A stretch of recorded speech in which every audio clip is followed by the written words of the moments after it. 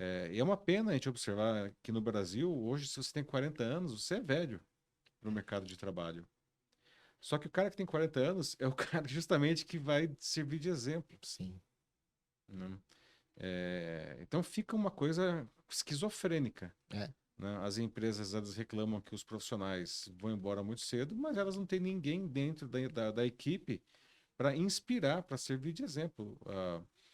Eu posso dizer que as melhores experiências profissionais que eu tive na minha vida, e eu tive muitas experiências interessantes, talvez eu seja até um privilegiado, um felizardo nesse sentido de experiências profissionais, sempre tinha alguém inspirador.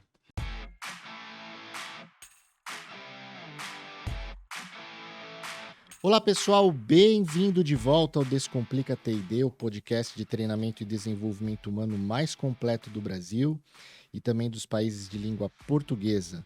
Eu sou Michel Mussolini e eu agradeço a cada um de vocês que nos acessaram para ouvir e mais uma semana ouvindo, refletir e se desenvolver.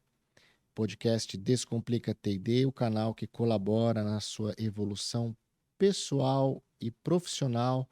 Você aí que nos ouve no carro, no trabalho, na academia, andando de bicicleta, cozinhando. Hoje um episódio muito especial em que nós vamos falar sobre as comunidades digitais. Eu quero enviar o meu carinho e meu abraço digital a todos vocês que nos ouvem mais uma semana. O adestramento social já não se efetua através da coerção disciplinar, nem mesmo da sublimação. Efetua-se por meio da autossedução.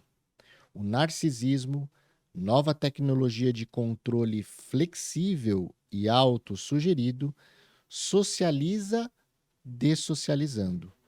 Põe os indivíduos de acordo com um social pulverizado, glorificando o reino da plena realização do ego puro. Esta é uma citação de Gilles Lipovetsky, no seu livro A Era do Vazio, que fala muito sobre o hipermodernismo, era que vivemos atualmente, e do narcisismo egóico que a gente encontra na nossa sociedade. A transformação digital que vivemos nos últimos anos, exponencializado pelos 2 anos de pandemia, fez com que as redes sociais tomassem grande espaço em nossas vidas. Seja para se manter conectado com amigos, familiares e com o mundo, seja para a procura de novas oportunidades profissionais, para oferecer serviços ou até procurar a sua alma gêmea. Tendo a mídia social ganhado tanta força e somado aos mecanismos de inteligência midiática que nos agrupa em comunidades de iguais, o diferente passa a ser um inimigo e a busca dos likes alimentam a nossa vaidade. Porém, nas comunidades virtuais, muitos profissionais acabam por criar uma imagem de si, uma imagem narcísica, mais narcísica do que realística, e acabam sendo contratados e acabam não entregando resultados. Existe até uma charge muito conhecida no LinkedIn do Darth Vader, onde temos a realidade, Anakin Skywalker como assistente do imperador, versus o que ele coloca no LinkedIn, como CEO da Estrela da Morte, chefe do staff do Supremo Chanceler, etc, etc, etc. Então, jaz aqui a pergunta: como separar o joio do trigo nas comunidades digitais? Para falar sobre esse tema, hoje nós temos ele, que é uma unanimidade neste assunto, engenheiro elétrico pela USP, com bacharel em Ciências Humanas e Jornalismo pela Universidade Metodista de São Paulo, possui pós-graduação em Conteúdo Digital e MBA pela FIA Business School, é mestre em Tecnologia da Informação e Tecnologias da Inteligência e Design Digital, com uma vasta experiência profissional Começou em 1993 como repórter da Folha de São Paulo, passando a editor-chefe da Folha Cultural, produtor técnico da UOL, gerente de produto da AOL, editor na editora Abril, gerente sênior de conteúdo digital na Saraiva, editor de produtos digitais na Microsoft, gerente de e-commerce na Samsung, entre outras diversas oportunidades. Também, ao longo de toda a sua carreira e ainda hoje, trabalha como professor e educador de cursos de graduação e pós-graduação. Desde 2015, é diretor executivo da Paulo Silvestre Consultoria, onde atua como consultor de empresas que desejam obter uma melhor posição nos meios digitais e também dá palestras, workshops e cursos para profissionais que desejam atuar de forma consciente e melhorar o seu posicionamento digital. É um dos brasileiros mais influentes no LinkedIn, com mais de 760 mil seguidores, criador de conteúdos no LinkedIn. Ele é editor da newsletter O Macaco Elétrico, com mais de 100 mil assinantes, e também possui um podcast com o mesmo nome. É com muita alegria e honra hoje, chegando quase aí ao final do ano, chegando quase aí às 700 mil visualizações, termos aqui uma pessoa do porte do Paulo Silvestre. Bem-vindo ao nosso podcast, é um prazer tê-lo conosco. Obrigado, Puxa, obrigado pelas palavras, pela apresentação e pelo convite também. É um prazer. Então vamos começar, Paulo, fazendo uma pergunta sobre em cima de um dos seus posts no Macaco Elétrico, que a gente teve a oportunidade de ler, em que você dizia que na ditadura das redes sociais nada é tão bom se as redes sociais não quiser. Uhum. Conta para nós um pouquinho dessa sua análise reflexiva sobre o posicionamento e a ditadura nas redes sociais. Pois é, esse é um. Eu costumo dizer que esse é o desafio da nossa geração. Você estava mencionando, né, na sua introdução a questão egóica que a gente vive, não? E você fez a citação, e eu até lembrei da Sherry Turkle, que é professora do MIT, e ela tem um livro que é muito interessante chamado Alone Together. Não tem uma tradução para o português, acho que ele não foi lançado em português, inclusive, mas a gente pode traduzir como Sozinhos Juntos, em que ela diz que a sociedade hoje vive, ela é composta de pessoas que na verdade estão sozinhas, mas elas têm uma sensação de que elas estão o tempo inteiro em contato com outras pessoas por conta das redes sociais, né? E isso daí é uma armadilha, na verdade, porque as redes sociais, nós temos essa impressão de que a gente vê aquilo que é interessante para nós e o que a gente vê, na verdade, é o que é interessante para a rede, e ela coloca a gente dentro dessas bolhas, né? A gente poderia citar o Bauman também, o Zygmunt Bauman, que eu diria que é o grande filósofo da modernidade, quando ele fala da modernidade líquida, até do amor líquido. Tudo é muito fútil, tudo é muito frágil, tudo é muito fugaz hoje. A gente entra em relacionamentos e sai de relacionamentos com uma facilidade incrível, né? Se o indivíduo ele deixa de atender plenamente às nossas necessidades, você simplesmente Descarta, né? descarta, não? Só que a vida não é assim, não? Isso é uma perversão, da realidade. Então isso cria uma sensação errada, não, de que você tem um controle não só sobre a sua vida, mas sobre a vida de outras pessoas e da realidade como um todo. Você pode distorcer a realidade. Então,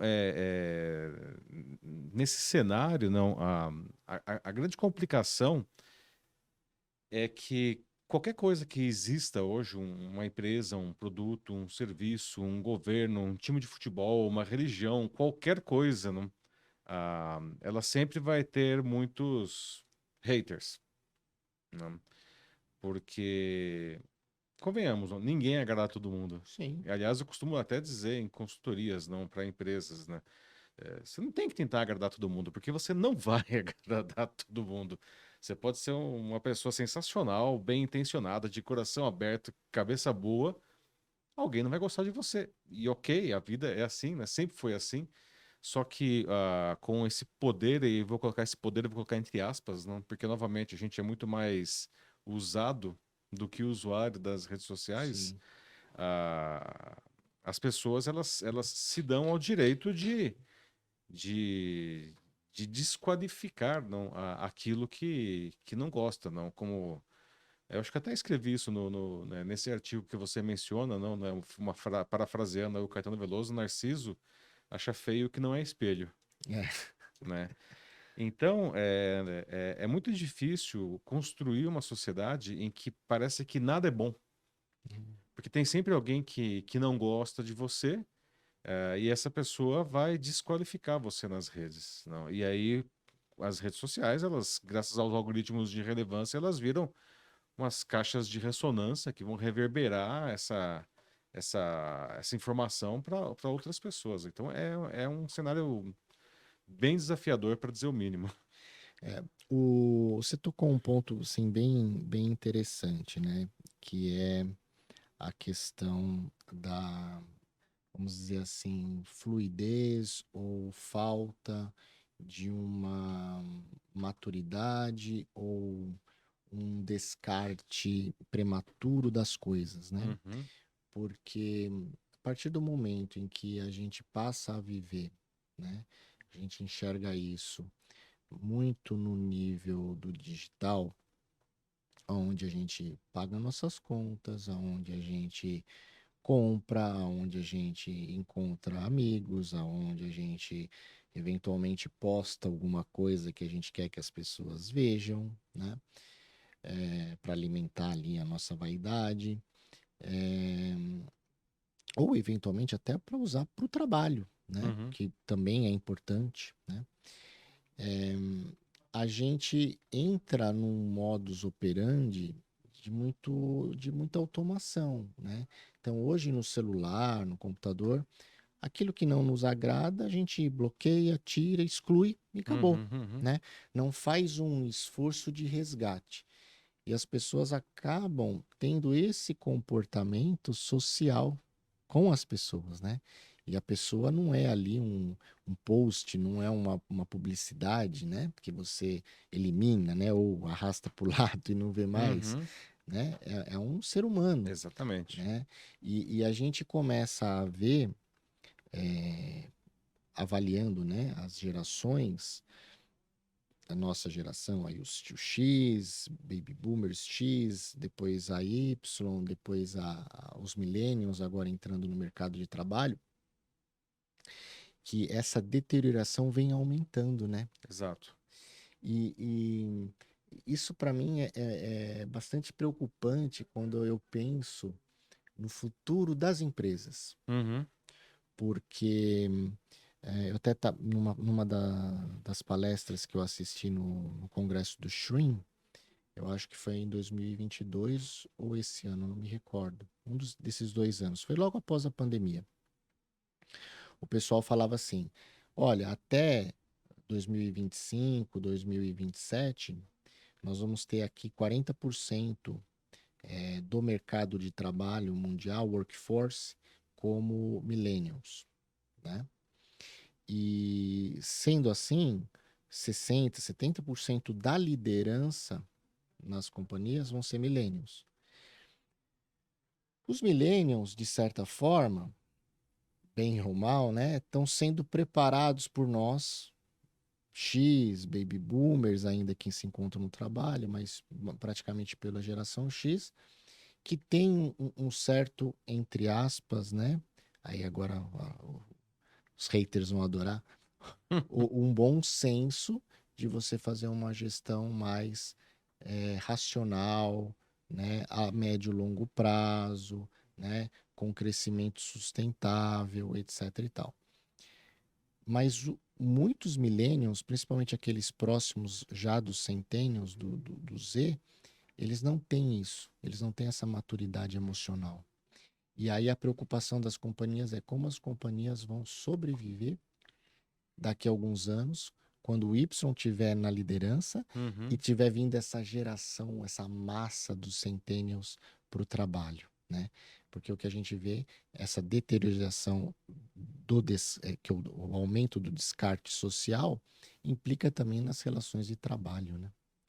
Então, quando a gente fala isso, tem um aspecto importante de pano de fundo que é como que as pessoas se vendem para as empresas. Uhum.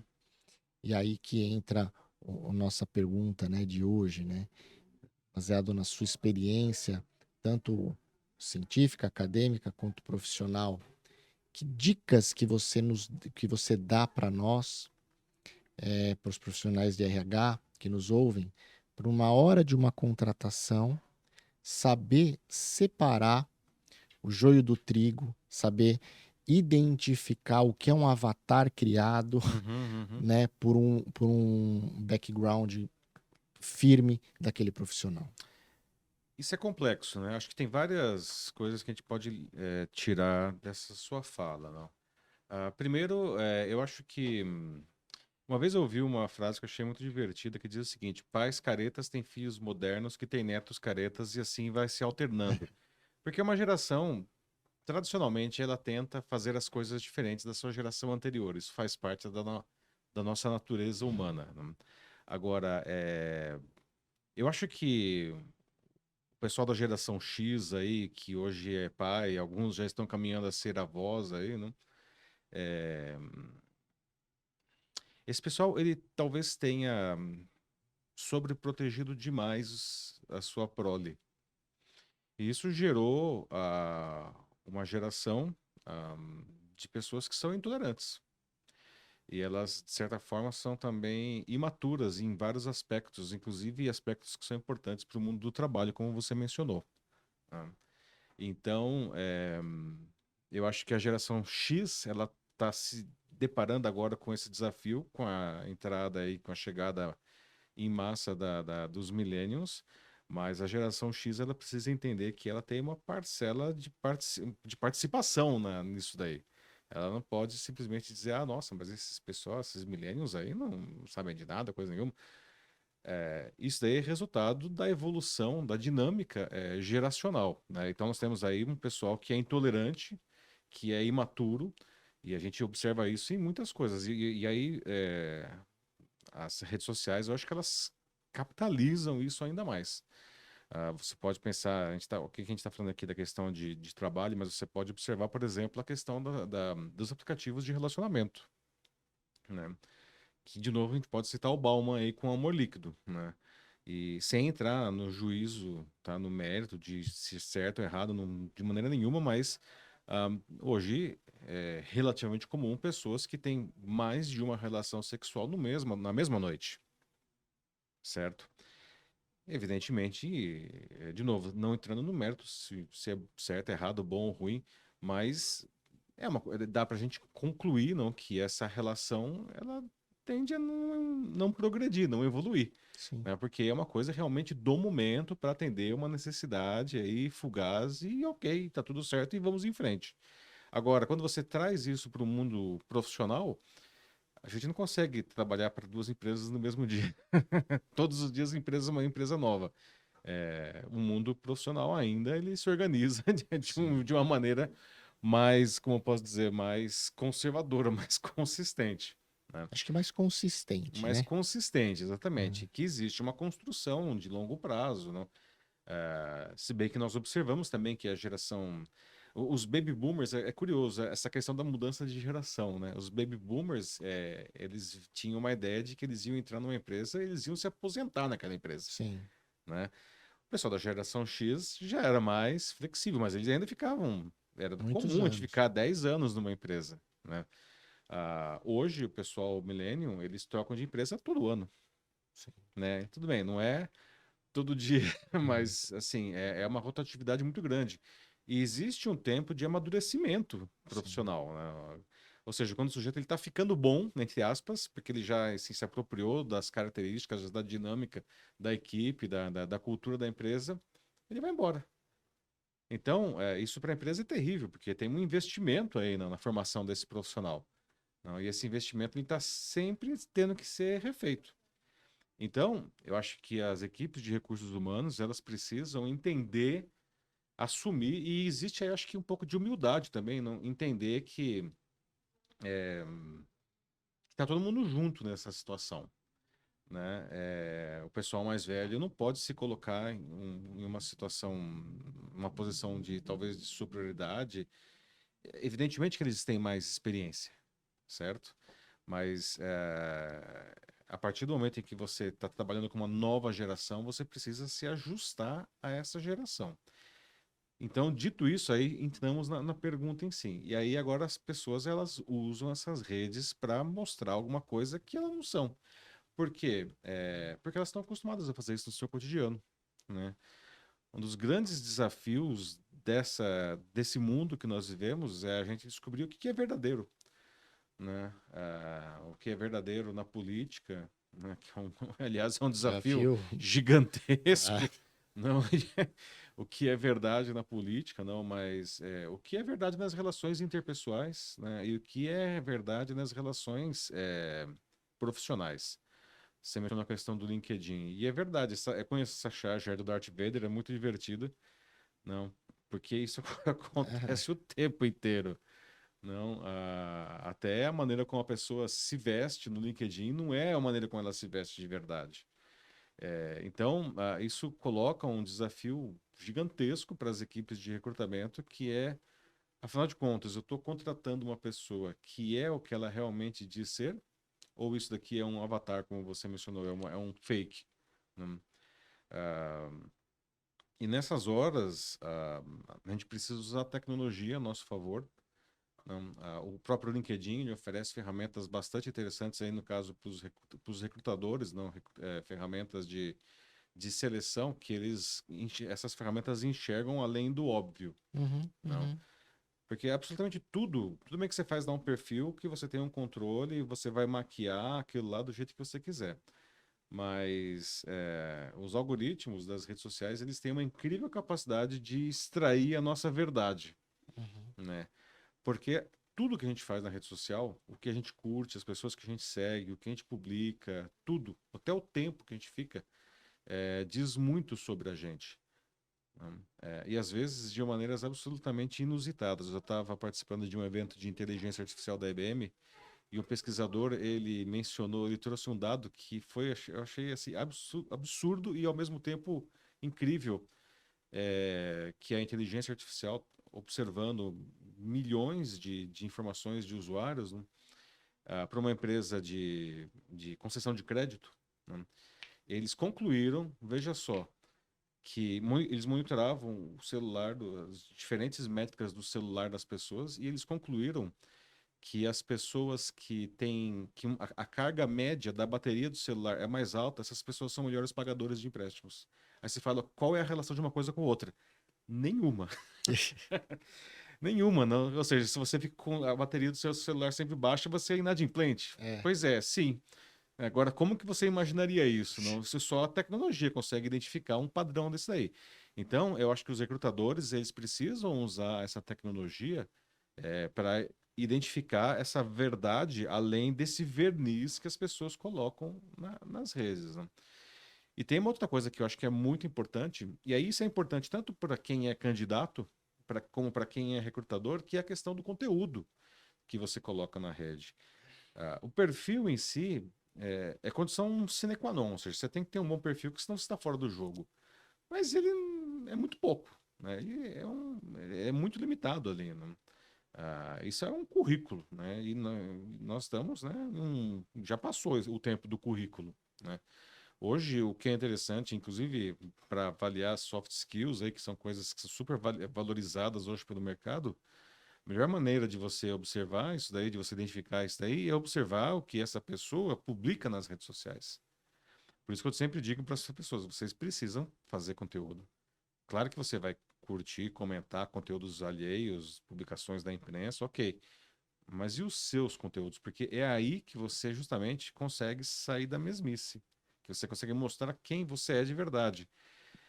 Então, se isso é importante para o candidato, isso é importante também para o recrutador, para tentar separar esse joio do trigo aí, como você mencionou, né? Porque E é aí que você consegue ir além, não? Você consegue se aprofundar nas ideias dessas das pessoas. pessoas. Eu tenho uma máxima, né?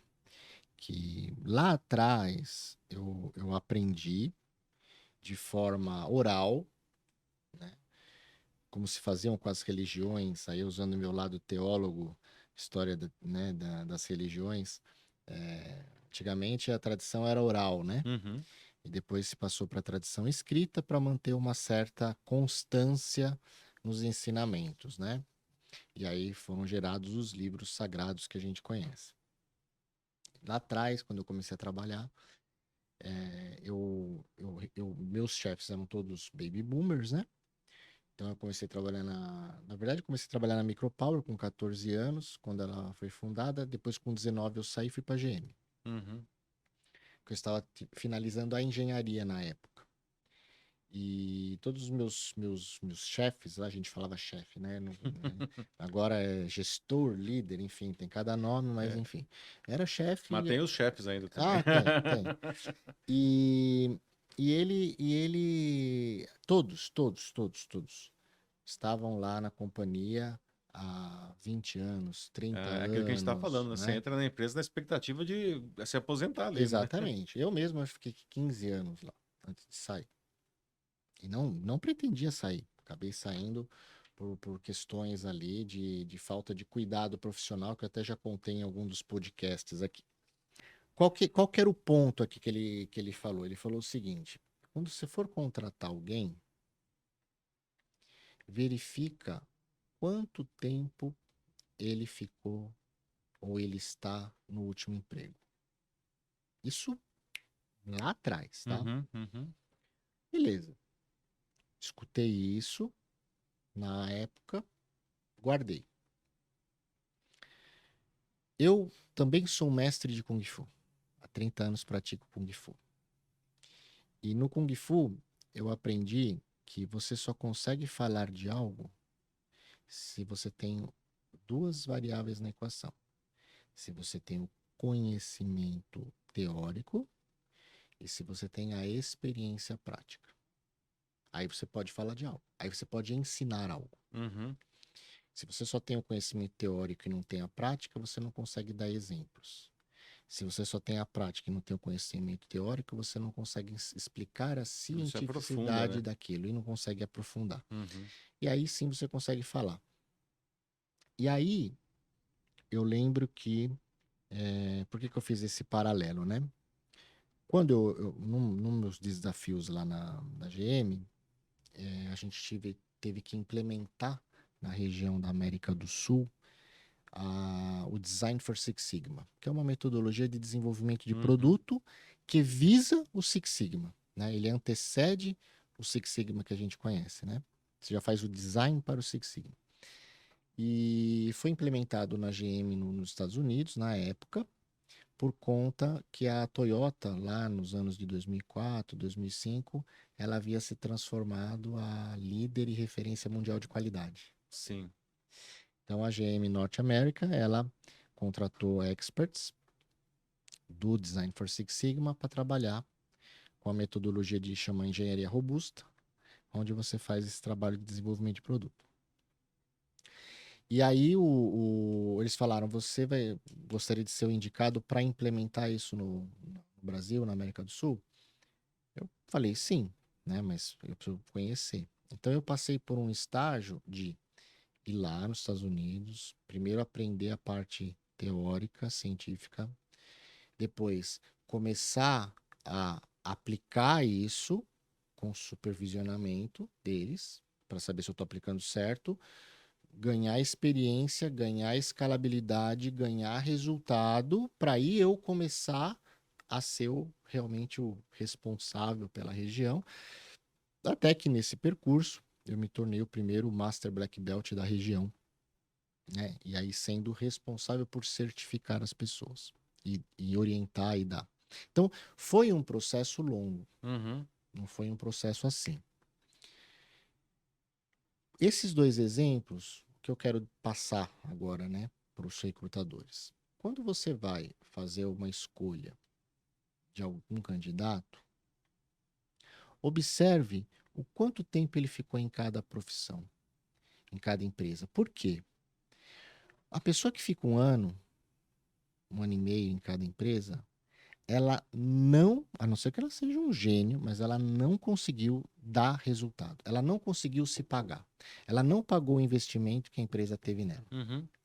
Se ela não conseguiu se pagar, não conseguiu pagar o investimento que a empresa teve nela, ela não passou para essa fase da aplicação do que ela aprendeu para dar resultado. Então, ela é uma fruta verde. E que, na verdade, ela está galgando do júnior para o pleno, para o sênior, nananana. Então ela vai galgando sem a base, sem o profundo conhecimento e sem o resultado prático. Isso a gente vê em muitas empresas. As empresas que contratam pessoas que o ciclo médio é 1 ano, 2 anos, em cada empresa, a pessoa não fica na empresa. Porque ela é contratada por um valor, normalmente ela dá um salto, ela é contratada por um cargo maior, mas ela não dá resultado. Uhum.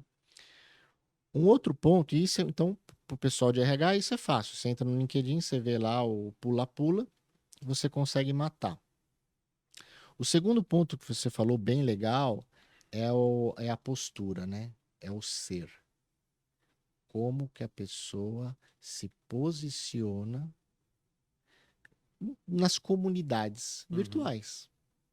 Então, você ter não só aí, a gente comentou também aqui a necessidade de equipes de recursos humanos, desenvolvimento humano e organizacional, chame do que você quiser. Agora também falam que o R do RH é de relações humanas, não de recursos humanos, enfim, cada um, né, a gente vai mudando as nomenclaturas, mas uma equipe multidisciplinar.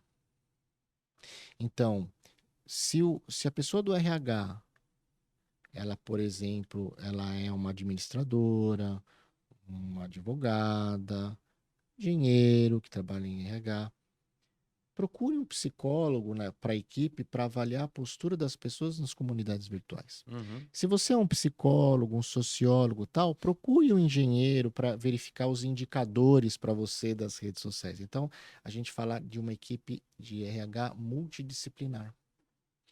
Porque hoje, como há uma diversidade de conhecimento por aí, um olhar só, uma ciência só, ela não consegue ser abrangente o suficiente para fazer uma avaliação mais assertiva. Então, essa segunda parte, né, do soft skill, é importante avaliar a postura nas comunidades sociais, então, Facebook, Instagram, LinkedIn, Uhum. etc. Então, a gente fala de hard skill, sob o tempo de empresa, resultados práticos, soft skill. E aí tem mais um ponto que acaba sendo, né, uma junção dos dois que você falou, criar. A pessoa cria conteúdo. Se ela cria conteúdo, ela tem cientificidade e prática, senão o conteúdo dela acaba não sendo consistente, né? Uhum. Então, não acaba não tendo credibilidade, não reverbera. Então, essa pessoa também cria como que é o posicionamento dela. Ela colabora com conhecimento para a comunidade virtual, profissional do LinkedIn, né?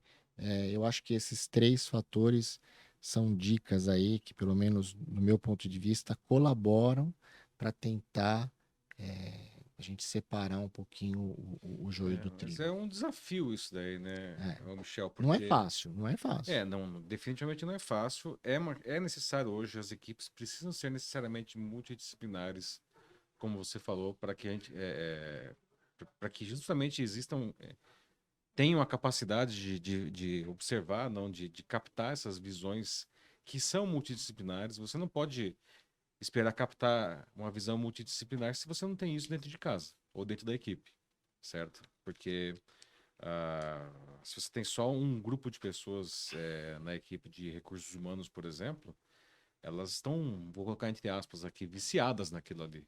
E elas não vão conseguir nem enxergar valores não, que existem ali, às vezes existem dentro da própria equipe, mas enfim, como aquilo não faz parte da realidade delas, elas naturalmente não enxergam aquilo. Então a gente precisa realmente ter equipes multidisciplinares trabalhando. O grande desafio aí que eu estava falando justamente é com a chegada dos millennials e eles estão acostumados a fazer esses saltos, não? Aí de 1 ano, 2 anos na empresa, fica difícil encontrar alguém que fique muito tempo, porque parece que todo mundo agora dá saltos assim, ninguém fica mais do que 3 anos em empresa Mas aí nenhuma. aí não é um Uhum. ponto de, né? Desculpa te interromper, Sim, mas só para não perder, porque eu acho que não é um ponto, Paulo, das empresas, né? E as pessoas mais experientes também colocar certos padrões e não achar isso normal, então, né? então, é um choque de gerações isso daí. Não é normal para pessoas como nós. Para eles, isso é o normal. Então, o Mas não que é que é o correto? sustentável, né? Então, não é sustentável. Então, esse que é o choque de gerações. Para essa geração, isso é normal e isso é sustentável. E eles Então. vivem assim, né? Eu acho que, por isso que eu falei que é um baita de um desafio, porque o RH ele está agora no meio desses dois mundos. Como é que ele constrói uma ponte entre esses dois mundos? Eu acho que tentar, vamos dizer assim, impor essa visão do X para os millennials não vai acontecer. Mas eu acho que não, né? Não sei se eu me expressei bem, mas acho que não é Uhum, uma imposição de visão. O que eu quero dizer é o seguinte, é conceito, né? Então, eu vou falar um pouquinho da arte marcial, que eu acho que fica bem mais fácil explicar para as pessoas, né? Mesmo para quem não pratica aí, que está nos uhum, ouvindo. Quando você fala de uma luta, né? Você tem três estágios. Você tem o estágio de você repetir o movimento, ou seja, condicionar o seu corpo a fazer um determinado movimento. Não pensa, repete o movimento. uhum, Beleza. Depois você tem o estágio de você entender o conceito daquele movimento, para que aquele movimento serve, e depois você tem a prática, a aplicabilidade daquele movimento. Então são três estágios de aprendizado. Muito bem. Então, primeiro você condiciona o seu corpo a fazer um determinado movimento. Depois, uma vez que o seu corpo já está fazendo aquele movimento inconscientemente, você entende conceito, para que serve, princípios, etc. Tal. E depois, ok, agora prática, luta. Você só aprende a lutar lutando. uhum, Você só aprende a trabalhar trabalhando. Muito bem. Indo para o trabalho. Quando você começa uma determinada função, você foi assim, eu fui assim, e independe da geração, todo mundo vai ser assim. Você vai começar um trabalho, você vai repetir. Você vai repetir. uhum. Você, mesmo que você saia da faculdade, a gente sabe, existe um hiato grande entre a realidade acadêmica e a realidade profissional. Muito. Uhum, Então, você vai chegar, bom, eu vou fazer isso. O que que você vai fazer? Ah, faz assim, ó.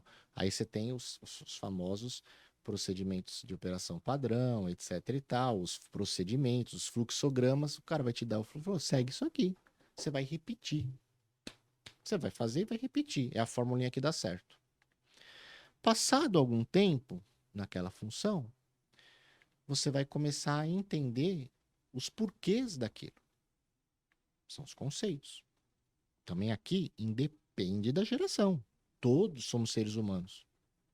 Todos vamos passar por essa uhum, fase de aprendizado.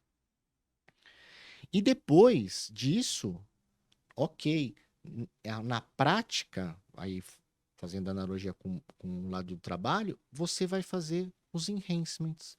Ou seja, você vai ver novas formas, que aí é o PDCA. uhum. Você vai conseguir aplicar e você vai sugerir melhorias. Todos nós vamos passar assim, dependente da geração. Muito bem, porque somos seres humanos, né? Então, psicologicamente, socialmente, biologicamente, somos todos iguais. O que nós temos? Visões de mundo diferente. Mas essa fase do aprendizado é igual. Então, veja só. Dito isso, é questão de posicionamento. Você colocar o que a gente chama ali dos boundary conditions, né? Olha, como que você pode falar que você é um expert em C Sharp, que você é um expert em publicidade digital, que você é um expert em plano instrucional, se você ficou um ano em cada empresa, você Uhum. não passou por essas 3 fases, não passou. Como eu falei, a não ser que você seja um gênio, mas são pontos muito fora da curvas. Uhum. Você não passou. Então, aí vai do preparo do entrevistador, do recrutador, do líder, em fazer os questionamentos apropriados para medir o nível de experiência da pessoa. Porque a gente pode encontrar os gênios, mas a gente não acha, Uhum. né? Então, não é que a gente não acha, é muito difícil. Então, assim, esse é um ponto que não é uma imposição de visão, no meu ponto de vista. Uhum. É uma questão lógica e racional de quanto a pessoa aprendeu. Eu acho que aí tem uma questão, talvez também tenha me expressado mal, não é uma imposição de visão, mas é um problema de comunicação, e de novo é uma questão de choque de gerações. Você estava falando a questão da luta e eu lembrei do Karate Kid. Lá com o Sr. Miyagi e o Daniel San falando: Isso, tira casaco, põe casaco, tira isso. casaco, põe Esse já é o casaco, Karate tira Kid casaco. Nutella, tá? O Karate Kid que era a raiz era o sweep the floor, Pois é, insera de um lado e pinta a cerca, cerca e ele insere o chão e isso, tem o casaco lá, mas e aí o Daniel San ficava muito bravo, porque ele não entendia porque ele estava fazendo aquilo, isso. né? Você pode dizer, ele é uma geração mais recente, né? 2 gerações depois do Sr. Miyagi lá, e ele estava fazendo aquilo e ele estava ficando extremamente irritado, Ah, até que o Sr. Miyagi falou: mas por que que você está fazendo isso? isso Né? aí. Então ele entendeu aquilo ali, depois de ele introjetar os movimentos, ele entendeu para que servia aquilo e até que no final das contas ele foi lá e na luta decisiva ele usou esse conhecimento que estava incorporado literalmente para vencer a luta lá na luta final, né? Agora, trazendo isso de novo para o mundo corporativo, qual que é o desafio? Tá falando a questão da comunicação, né? Ah, e de novo, eu digo isso porque eu vejo isso na universidade, não? Dar aula é muito legal porque você Sim. se está sendo confrontado o tempo inteiro por pessoas muito mais jovens do que você, né? E aí a gente aprende com eles muito. Eu aprendo muito, né? Ah, eles não entendem porque eles têm que ficar pintando a cerca. Porque quem tá falando para eles pintar a cerca não consegue explicar porque tá faltando um senhor Miyagi aí, que fala para pintar a cerca, mas não consegue explicar por que eles estão pintando a cerca. E aí eles se frustram. E aí, bom, tem a questão geracional também, que é uma geração pouco, que sabe lidar pouco com a frustração, e eles vão embora, né? O grande desafio, acho, das equipes de recursos humanos e dos gestores, dos líderes, né, das equipes, é falar que eles precisam pintar a cerca, mas que eles precisam entender porque eles estão pintando a cerca, e eles precisam entender que aquilo é legal. E eu vejo que existe muita falha nessa comunicação. Sim. Por isso que eu digo que esse é o grande desafio. E o Né, pessoal vai embora, eles vão embora. Aquilo não faz mais sentido para eles. Eles têm, eu acho que a grande diferença aí entre o X e Baby Boomer mais ainda para o Z, é que se aquilo não fizer sentido para eles, eles não têm o menor pudor de ir embora e tentar em outro lugar, né? E aí a gente tem aí esse exército de pessoas com experiências profissionais de 1 ano. isso. Então, mas aí caímos num ponto. Esse ponto que você falou é legal, eu quero comentar. Mas caímos no quesito do quê? Se a pessoa não entendeu e ela vai embora, ela não tem experiência, Não tem experiência. né? Então, cai no ponto do pula-pula que a gente Uhum, comentou aqui. Agora, uma coisa que eu acho que evoluiu, tá? Que é os porquês, uhum, né? Por exemplo, eu, quando eu aprendi Kung Fu, quando eu comecei a trabalhar operacional, eu era pedido para fazer determinadas coisas e eu não questionava. Eu ficava lá, uhum, não questionava. A gente não era instigado, né, a questionar. A gente fazia. Então, tanto no trabalho quanto, nossa, no Kung Fu nem se fala. Eu ficava fazendo um movimento 1 hora, né? E ficava. uhum. Muito bem. Isso é ruim por um lado, bom por outro, porque te dá determinadas características de resiliência que são importantes para a vida. Muito bem. Mas eu acho que evoluiu no sentido do seguinte, de ter lá o senhor Miyagi falando, olha, desde o começo zero, né? Não, vai fazendo aí e vai repetindo, daqui a pouco eu te ensino o que... Não, eu acho que nesse ponto a geração evoluiu bem e, e ajuda quem está ensinando também a se desenvolver, Uhum, porque você vai ter que explicar o porquê. exato. Então você também tem que ter entendido muito bem o porquê, senão fica uma explicação e eles não compram e vão te questionar se não entenderam. Então eu acho que nesse ponto sim evoluímos muito, porque hoje, por exemplo, quando eu vou ensinar na minha escola, a gente tem lá os momentos de repetição, mas você já para essas gerações é interessante a didática. Pessoas mais velhas, eu demoro um pouco mais para explicar o porquê. A gente vai fazendo isso, né? Porque eu não consigo dar atenção para todos da mesma forma no horário de aula. Os mais jovens, você acaba tendo que explicar o porquê mais cedo. Normal, isso Uhum, não tem problema algum, mas não vai tirar o fato de ela ter que passar por esses estágios para ela poder falar que sabe, sim. né? Então, sim, as empresas precisam melhorar muito a comunicação, os líderes precisam estar muito mais preparados para ensinar desde o momento zero o porquê, né? Engajar também tem essa, porque hoje as pessoas, e também eu acho que é uma evolução, elas estão na empresa mais por um propósito do Isso é que, verdade. do O que por propósito é fundamental. do que por uma marca, não é isso? Ou pelo dinheiro. Né? Ou Não pelo é, dinheiro. hoje salário não é mais o principal motivador, né? E eu acho que evoluiu em termos de sociedade, Sim, sim. né? Com certeza. Então precisa passar por quê? Faz com que as pessoas que estão no comando, elas precisam estar melhor preparadas, ser mais humanas, ter um olhar mais coletivo. Isso é super importante, né? Né? Eu acho que evoluiu demais. Agora, de novo, do boundary condition, Uhum. né? Não vai tirar o fato dela ter que passar por esses três Não, estágios. tem que passar. E sabe que você está falando isso, eu estou pensando em outra coisa também, que eu acho que é um grande problema das organizações hoje. Nós estamos falando aqui das pessoas que elas não têm experiência, certo? Isso, e aí elas vão embora. Só que quando você vai numa empresa hoje, você observa que 90% da força de trabalho não tem experiência. Isso eu estou sendo gentil. Nós temos um problema aí que se fala muito, a questão do etarismo, não? Nós tem o learn by doing, né? Como dizem os americanos, que você aprende fazendo, você só luta, aprende lutando, né? É.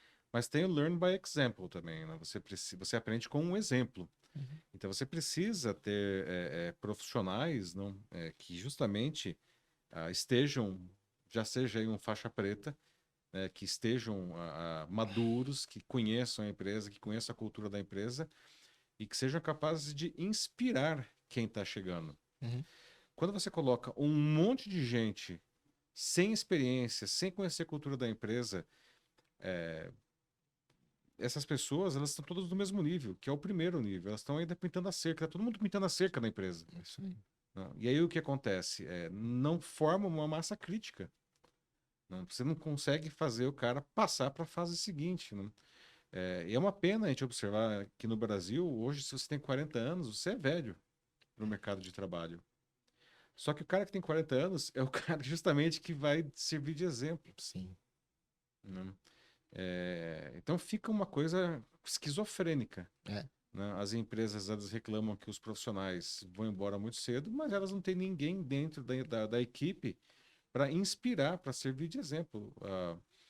Eu posso dizer que as melhores experiências profissionais que eu tive na minha vida, e eu tive muitas experiências interessantes, talvez eu seja até um privilegiado, um felizardo nesse sentido de experiências profissionais, sempre tinha alguém inspirador na equipe. E essa pessoa nunca era jovem. A gente falou aqui de Karate Kid, mas tem um outro filme que é bastante interessante com o Robert De Niro, que é O Senhor Estagiário. Ah, já vi. Né? Que ele era um. E estava Aposentado, aposentado, né? estava lá meio encostado, ele estava se sentindo encostado, ele resolveu fazer alguma Ser coisa, útil, né? né? E ele foi trabalhar numa startup de moda, se eu não me engano, né? Todo mundo era muito jovem, estava Jovem. todo mundo pintando cerca, todo mundo com muita energia, todo mundo vão fazer, até a CEO era uma pessoa muito verde, como você falou, uma É, fruta verde.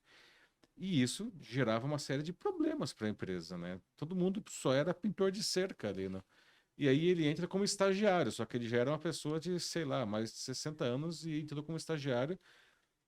e foi Mas um ele choque, e né, para foi as um pessoas, choque de realidade, não? Porque ele tinha a maturidade, Sim, não? E ele conseguia inspirar.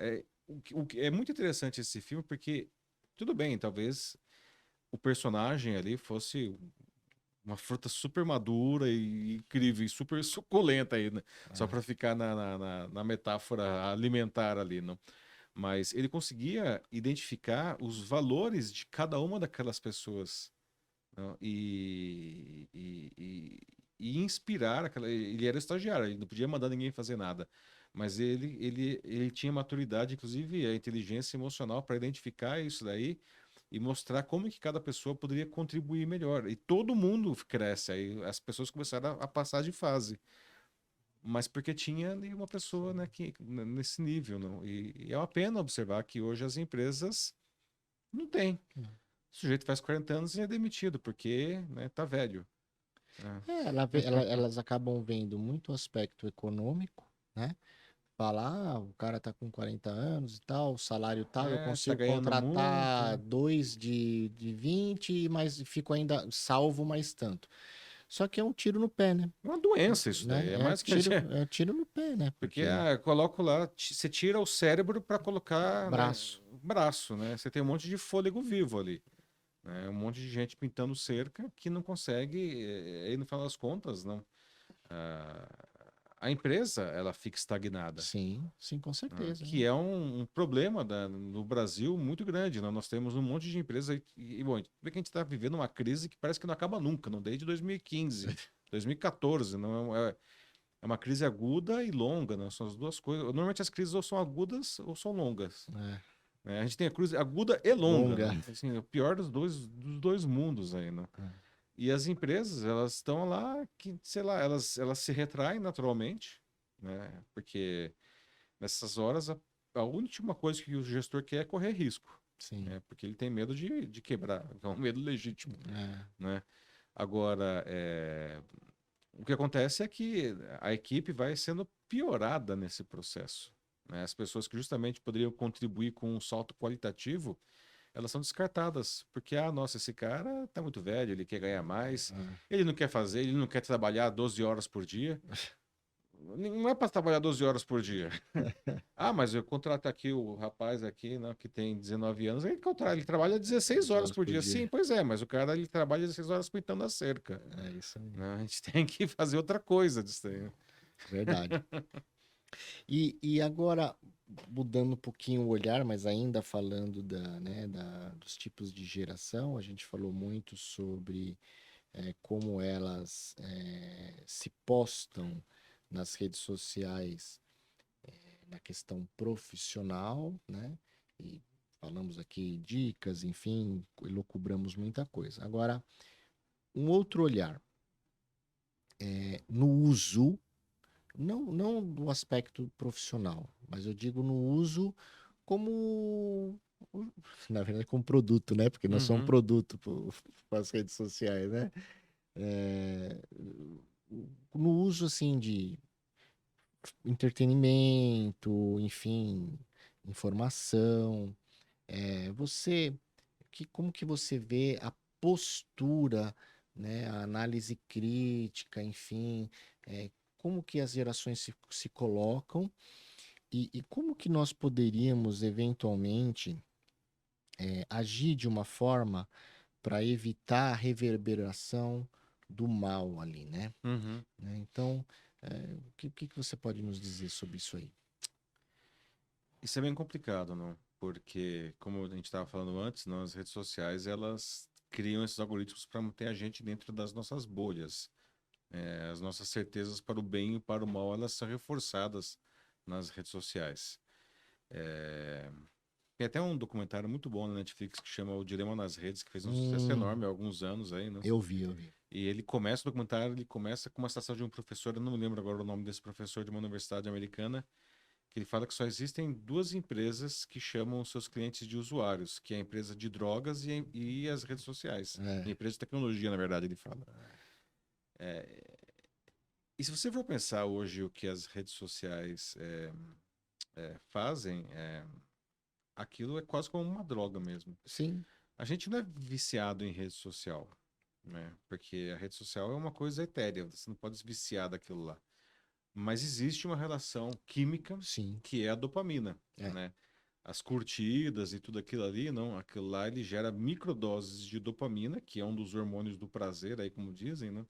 Então tudo que você faz nas redes sociais, as publicações, né?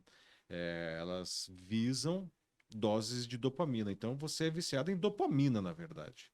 E as redes sociais, elas são um agente, é como se fosse um vape, né? Lá Sim. o cigarro eletrônico, né? Você não é viciado no cigarro, no aparelho, você é viciado no que está dentro do aparelho, do que você coloca ali, não?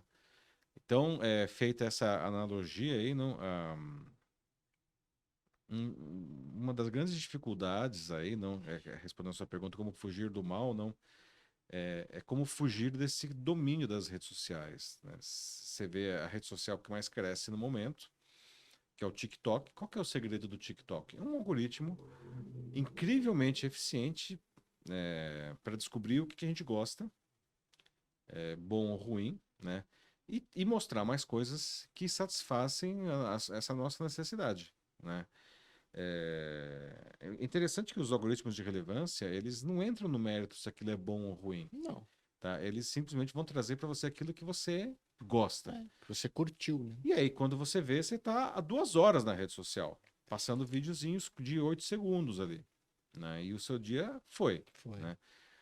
O problema é que, e isso tem um monte de estudos indicando isso daí, né? É que o negócio das redes sociais é o engajamento, é você interagir com aquilo lá, porque, enfim, elas vendem isso daí, elas vendem. Nós somos o produto das redes sociais, elas vendem a nossa atenção para os anunciantes, então elas precisam engajar. E desgraçadamente, não, conteúdos ruins engajam mais, É. né? É uma coisa. Ódio, mentiras, fake news, isso engaja muito mais, né? Quando eu estava fazendo mestrado, a gente estudou muito. As fake news elas estavam começando, era um negócio novo, né? Parece que fosse 100 anos atrás, que era um mundo completamente diferente, mas faz 7 anos. A sociedade não era polarizada, não. As pessoas tinham uma convivência muito mais harmônica, muito mais pacífica. A gente conseguia construir muita coisa com pessoas que votavam em um candidato diferente da gente. Hoje você não consegue nem conversar com a pessoa, né? E isso daí, as redes sociais estão no centro dessa mudança. Não tem como dizer que não, né? Bem no que você está perguntando, não? Então, o grande desafio é a gente conseguir fugir dessa dominação do algoritmo que nos mantém na nossa zona de prazer, né? Você tá na zona de conforto. Sim. Você está sentindo prazer o tempo inteiro. Por que você vai querer sair disso? É uma droga, não? É, Por isso existe toda essa grande discussão, né, se as redes sociais devem ou não ser regulamentadas. O Humberto Eco, quando ele disse em 2015, ele estava recebendo um título de doutor honoris causa lá na Universidade de Turim, e ele disse na época ah, que o grande dilema da internet é que ela tinha dado voz ao idiota da aldeia, né? E que agora ele tinha a mesma visibilidade de um prêmio Nobel, Sim. né? E na época eu achei muito ruim isso, porque eu tinha uma concepção de que todo mundo deve ser capaz, deve ter o direito de expressar o seu ponto de Sim. vista. E eu até escrevi um artigo criticando Humberto Eco, olha só, né, a minha petulância, Ousadia. ousadia, né? Dizendo que eu acho que todo mundo que ele estava errado e que todo mundo tem que ter essa habilidade, não, essa possibilidade. Hoje, não, eu percebi que o Humberto Eco estava certíssimo, né? Tanto que depois de alguns anos, ele já tinha morrido em 2018, se não me engano, se eu não me engano, 2019 ou 2020, 2019 eu escrevi um artigo pedindo desculpas para o Humberto Eco, porque ele tinha percebido lá atrás alguma coisa que só agora eu estava percebendo, né? Uhum. Que a gente cai nesse ponto não da sua pergunta, que é o ódio que exacerbado nas redes sociais, né? A partir do momento em que você fica amarrado, preso dentro de uma zona, de uma bolha de confirmação, né? E também do fato de que os sentimentos ruins eles engajam mais que os sentimentos bons, o ódio engaja mais do que o amor, infelizmente, é um fato, né? O idiota da aldeia, e eles são muitos, toma conta do discurso das redes sociais. E aí nós vemos o resultado disso é uma sociedade que não consegue mais conviver, né? Não consegue mais conviver em harmonia, né? E isso coloca em risco o próprio conceito de sociedade. Porque Sim. o que é uma sociedade? A gente pode citar o Harari, né? A sociedade. Por que o ser humano é o animal que domina esse planeta? Não são os gatos, ou sei lá, os golfinhos, ou. Porque nós somos o único ser vivo capaz de acreditar e construir alguma coisa com uma pessoa que você desconhece, que você não conhece, não, para atingir o bem comum. Uhum. O nome disso é sociedade, né? Nós criamos uma sociedade. A partir do momento que você perde essa capacidade de construir com o outro, na verdade você está colocando em risco a sociedade. Então nós chegamos em um cenário não, em que as redes sociais, e eu sou uma pessoa que eu vivo de redes sociais, eu Sim, trabalho com sim, isso, não, mas eu posso dizer que do jeito que a situação está, as redes sociais elas acabam colocando em risco a sociedade, sim. né? A partir do momento que ela fragmenta dessa maneira. Então, voltando à questão da regulamentação que eu estava falando antes, não? Eu entendo que hoje as redes sociais elas precisam ser regulamentadas, não no sentido de dizer isso pode, isso não pode publicar, mas no sentido de responsabilizar as pessoas e principalmente as empresas, porque as empresas elas vivem da polarização, Sim. né? E principalmente dos mais jovens, né? E aí a gente pode pensar até a questão de isso é uma coisa muito dramática, não? Quando você pega adolescentes, e principalmente adolescentes meninas, a questão da aceitação do próprio corpo. Quando você grava um vídeo no TikTok, no Instagram, mas no TikTok principalmente, mesmo que tem lá milhares de filtros que você pode mudar a cor da sua pele, você pode mudar a espessura dos seus lábios, o nariz, você vira outra pessoa. Mas mesmo que você não use filtro nenhum, a imagem que está ali não é você. Não é você. Já tem um filtro, mesmo que você esteja sem nenhum filtro habilitado. Então, e isso daí, evidentemente, não para a rede social é super bom, porque as pessoas vão usar mais e mais. Só que Sim, para o usuário é péssimo, sim. porque essas pessoas estão ficando, no caso dos adolescentes, das adolescentes, essas pessoas estão ficando doentes Pois é. por causa disso. E as redes sociais, elas não querem arcar com nenhuma responsabilidade disso. Elas têm responsabilidade sobre isso. Elas estão fazendo esse produto.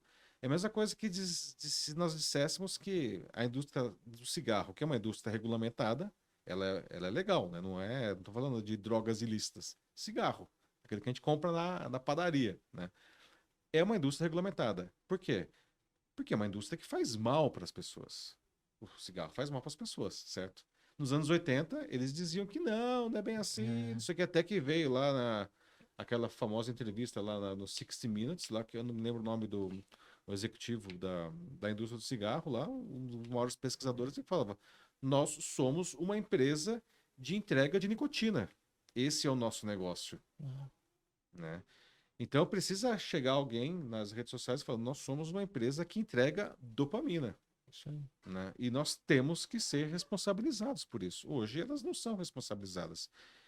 Então é necessário uma regulamentação de novo, não para dizer o que pode e o que não pode publicar, mas para que exista responsabilidades, né? Sim. Porque tá uma loucura isso daí, né? É. Esse é um tema que muito gosto bastante e até já fica o convite aqui para um próximo episódio a gente falar só desse, que ele é bem amplo, né? Ele é bem complexo. Agora, uma coisa que eu adotei, né, já há algum tempo, e tanto no aspecto profissional do LinkedIn, quanto no aspecto também profissional da minha escola de artes marciais no YouTube, né? Em que a gente posta vídeos explicando, como você falou, a gente nunca vai agradar todo mundo, né? Uhum. Nem Deus agradou todo mundo Pois é, como se nem Cristo, Jesus né? agrada todo mundo, quem sou eu para tentar Quem- agradar todo mundo, né? né? Agora, uma coisa que eu faço aí, indo pro meu olhar teológico, tudo bem, vai olhar engenheiro também, porque é cientista, né? É assim, eu só respondo se a pessoa tem uma argumentação e uma fundamentação, Uhum. né? Então eu só despendo do meu tempo para responder alguém, e olha que eu leio todos e gosto de responder, gosto de prover essas conversas nas comunidades, nas sociedades virtuais, mas se a pessoa ela tem uma fundamentação. Se a pessoa não tem fundamentação, é simplesmente um ódio destilado ali, Uhum. eu apago o comentário. Simples assim, tá? E se a pessoa reincide, eu bloqueio, né? Porque eu, infelizmente ou felizmente, eu não tenho tempo para dispor com achismos, subjetivismos ou idiotices de certas pessoas que gostam de jogar O idiota da pedra aldeia. ou de idiota da aldeia. Então, assim, eu tenho a minha escolha. Apesar de eu estar lá e também uso as redes sociais para trabalho, eu me dou ao direito de escolher quem eu sigo e quem me segue. Então, se a pessoa tem fundamentação e coloca o seu ponto, me faz refletir, né? Me faz me questionar e me faz me posicionar. Às vezes até para mudar a opinião, às vezes para falar, olha, A gente pode estar errado às vezes, né? né? A gente erra também. Exatamente. Ou falar, olha, você tem. É assim, o contrário te dá três oportunidades. Te dá a oportunidade de você refletir e mudar a sua opinião e falar, poxa, Paulo, verdade, você tem razão. Então, eu melhoro como pessoa, como profissional. Te dá a oportunidade de adaptar ou melhorar aquilo que você já faz. Então, você não muda radicalmente de opinião, mas você adapta ou melhora. Você fala, olha, esse ponto não concordo por conta disso, mas olha, esse ponto, então Uhum. eu vou adaptar e vou melhorar. Também você melhora como pessoa, como pessoa. E o terceiro, se você ouve com argumentação as pessoas tal e não concorda, você fortalece a sua crença Uhum. de que aquilo que você acredita para você faz mais sentido do que o que a outra. Então, de qualquer maneira, você cresce como ser humano. Então, ouvir o oposto, ouvir o diferente é importante, desde que seja fundamentado, né? Na ciência, fundamentado na ciência. Achismos, pessoal. Aí cada um tem o seu, fala, isso aqui não funciona, isso aqui não... Você já aplicou? Você já usou? Você já fez? Não. É embasado em algum estudo? Não. Bloqueio, deleto e acabou, Uhum. né? Não perco o meu tempo, não tenho tempo de perder tempo com, como você falou, o idiota da aldeia aí. Você sabe que a primeira vez que você é impactado por um hater mesmo, assim, não, é uma coisa muito ruim. Sim, Eu me lembro disso, 2015 mais ou menos, foi a primeira vez que isso aconteceu comigo. 2016, eu acho. Você tá lá, né, entregando alguma coisa que você sabe, de bom coração, você tá querendo contribuir com a sociedade, e vem uma pessoa desconhecida e te dá um chute na boca, assim, né? E é muito ruim a sensação. Eu lembro que a primeira coisa que me veio na cabeça é: vou parar de escrever, né? Vou ficar dando plateia para o idiota da aldeia, não. Eu tô aqui doando o meu tempo e o meu conhecimento para receber esse tipo de retorno, não. E é muito ruim, mas o que eu digo sempre é resista. sim, Resista, né? Porque Primeiro porque esse sujeito você pode apagar, né? A minha recomendação não é nem apagar, a minha recomendação é você usar a própria ferramenta da plataforma para denunciar aquilo, né? Denuncia como discurso de ódio, tem, enfim, quando você clica lá, tem várias categorias, né? Tem lá discurso de ódio, tem racismo, tem um monte de coisas lá para você escolher o sabor da sua denúncia, né? Por que que a denúncia é importante? Porque se essa pessoa receber muitas denúncias, ela é impedida de entrar na rede social. Porque essa pessoa é uma pessoa nociva para a sociedade, Sim. né? E é curioso você observar numa rede como o LinkedIn, que é uma rede profissional, que as pessoas estão lá, de repente, até procurando emprego, e o sujeito está tocando terror nos comentários. Você fala, quem que vai contratar esse Exato. indivíduo? Ou Exatamente. quem que vai contratar? Talvez ele não esteja procurando emprego, mas ele é um profissional.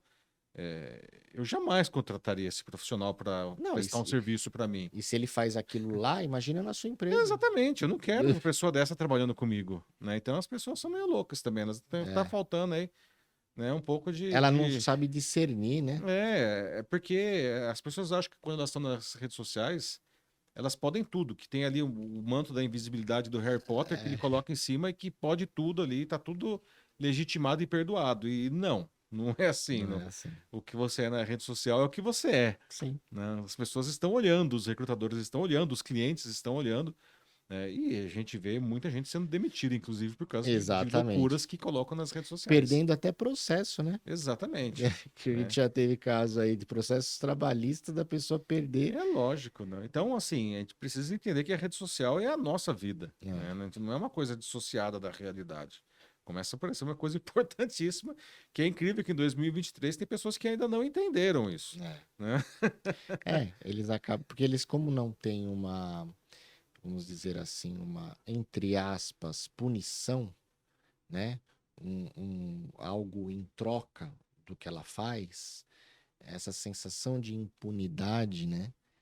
De não ser responsabilizada por aquilo que ela faz, cria essa sensação que aqui tudo pode. Não, aqui no mundo real, que eu brinco com meu filho, eu falo mundo real, mundo virtual, quando ele está muito no celular, eu falo, sai do mundo virtual, vem para o mundo real, né? Uhum. É aquilo, no mundo real você tem a punição, no mundo virtual você não tem, então eu posso tudo Assim, ali, né? você imagina, você chega numa praça lá, na praça do bairro onde você mora e pega um desconhecido e soca esse sujeito do nada. Ninguém faz isso, né? Isso. Porque senão você vai preso. É. Mas as pessoas acham que por algum motivo mágico e misterioso nas redes Você sociais elas podem fazer xinga, isso, né? xinga, tal. Enfim. Então é uma perversão esse negócio da sociedade, não? Isso precisa ser melhorado, não? Porque aquilo que a gente estava falando antes, né? Você está colocando em risco o próprio conceito de sociedade. A Exatamente. sociedade ela tem que continuar existindo, senão os gatos vão tomar o poder, assim, sabe? Bom, os ratos já estão no poder, agora faltam os gatos e os cachorros. Não, eu acho que a gente está num momento de transição. Se você vai pensar, a rede social é uma coisa muito nova, não, É, não tem nem 20 anos. O LinkedIn é de 2003, não? O Facebook acho que é de 2006. São empresas que não têm nem 20 anos. é, Né? E assim, e o que elas são hoje não tem nem 10 anos. É uma coisa que vem crescendo exponencialmente. Não? O sim. que, o que nós conhecemos hoje como rede social é uma coisa que tem 10 anos. É. Né? Então, nós estamos ainda, acho que, aprendendo a lidar com isso, né? Como que a gente convive. E agora tem a inteligência artificial chegando também aí, E embolando ainda mais o meio de campo, mas isso daí é papo para um outro programa. é isso aí. Se você deseja acessar um canal sobre casas inteligentes com apresentação de dispositivos que tornam seu dia a dia mais fácil, dicas de automação, explicações como tornar sua casa mais digital e ter acesso a tutoriais e muito mais, acesse Makers Vault no YouTube. É tudo junto. Makers Vault, o segredo dos fabricantes, o canal para aprender e se desenvolver. Paulo, nós estamos chegando ao final, na verdade já passamos aí do nosso tempo normal do episódio, um papo muito gostoso, né? Acaba fluindo assim muito rápido. Normalmente a gente termina a conversa com 3 perguntas rápidas Uhum. para você dividir conosco aí. Então, primeiro, na sua carreira, o momento mais positivo que você lembra sempre com muito carinho, primeira coisa que vem na sua cabeça. América Online, né? Porque justamente o lugar em que tinha muita inspiração. Acho que foram 6 anos, veja como que realmente as pessoas ficam, né, É. quando existe isso. Existia uma combinação incrível de inspiração com vontade de transformar o mundo. A gente ia todo dia, pelo menos a equipe original lá da Operação Brasileira, a gente não ia trabalhar todo dia, a gente ia todo dia lá com a convicção de que a gente ia mudar o mundo. E o momento de maior aprendizado, aquela falha que você hoje, com a sua maturidade, olha e fala, podia ter sido feito diferente. Uhum. Como eu falei, eu acho que eu tive é, muita sorte, sei lá, acho que não existe muita sorte nisso, mas enfim, na minha carreira, no sentido de trabalhar em empresas muito incríveis. Claro que nem todas eram. Uma empresa específica, eu não vou citar o nome por motivos óbvios, não. Foi talvez quando eu perdi, foi o fim da época da inocência, de eu achar que todas as pessoas eram boas e que elas estavam juntas criando o bem da humanidade. E nessa empresa especificamente eu descobri que Não é infelizmente bem não é assim. assim, né? Existem pessoas más, É, inerentemente más, e elas estão andando por aí, né? E eventualmente você vai trabalhar com elas. Então foi um momento de um aprendizado com muita dor. Mas enfim, isso não precisa citar o nome da empresa. tá certo. E como você define o seu propósito atual, pessoal, profissional, ou os dois são a mesma coisa? Eu acho que propósito, não. Feliz é aquele que consegue misturar o seu propósito pessoal com o profissional. Ao longo desses anos todos, não, eu tenho claro para mim que o meu propósito é transformar a vida das pessoas com conhecimento e com inspiração, justamente. Isso é uma coisa que eu acredito, sempre acreditei e hoje eu tenho. Você vai lapidando isso com o tempo, não? E hoje as minhas diferentes atuações são sempre nessa área, não? Seja numa aula, seja numa publicação na rede social, seja numa palestra, uma consultoria, enfim, é sempre no sentido de transformar a vida das pessoas, né? Legal. Com certeza transformou muito hoje. Foi um papo muito bacana para todos nós, para mim, para quem ouviu. E agradeço. Já Eu que fica aqui agradeço o convite para o ano que Obrigado vem, tá bom? Um abençoado aí final de ano para você, para para sua todos nós. família, tá? E muito sucesso. Obrigado, Michel, para todo mundo. E a vocês, o nosso muito obrigado por ouvirem mais uma vez o podcast Descomplica TID, o canal que colabora na sua evolução pessoal e profissional e também com o aumento dos níveis de maturidade organizacional em treinamento e desenvolvimento humano. Deixe aí o seu review. Para quem está ouvindo ou vendo no YouTube, ligue o sininho, Spotify, Apple Podcast, ligue aí o sininho. Como sempre, mande suas mensagens, a gente responde. Para os haters, a gente deleta. Até o próximo episódio. Fiquem com Deus e abraços digitais.